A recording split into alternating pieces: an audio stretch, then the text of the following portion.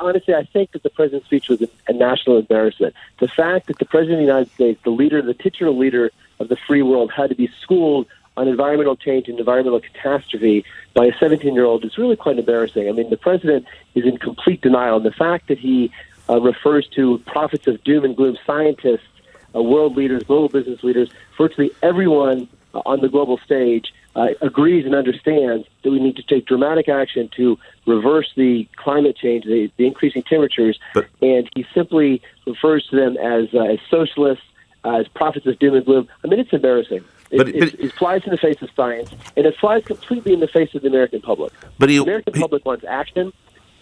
He also said, and I know we're dealing with a slight time delay, so apologies. He did talk of foolish fortune tellers, but he also talked about how a growing and a vibrant economy will help to develop the solutions that are required. Surely there's some truth to that.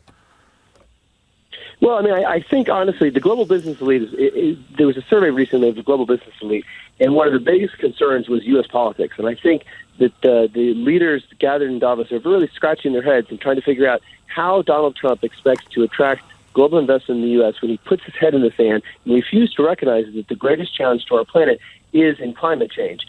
It honestly sort of baffles the line. It makes no sense. And the American economy, for the few, is actually doing quite well. The stock market did go up 22% last year, but real wages went up less than 10% of that. So we have a massive rising inequality in the United States, and simply the stock market going up is not a real reflection of how people are living on the ground. And I think people are scared about their jobs, scared about their wages, and particularly scared about the overheating climate and what that's going to do to future generations. But lastly, why is this different from, as the president points out, we were told there would be overpopulation in the 60s, mass starvation in the 70s, and there'd be no oil after the 90s? Why would we believe it this time? They were wrong? I mean, look at what's going on. Look at what's going on in Australia. Look at what's going on all over the world with rising sea temperatures, rising sea levels. We're already seeing the effects today of the economic catastrophe and the environmental catastrophe that's likely to come from global warming.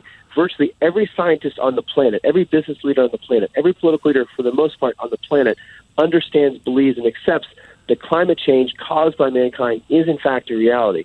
This is not simply a fortune teller, a fool's errand, or some people that are making doomsday predictions.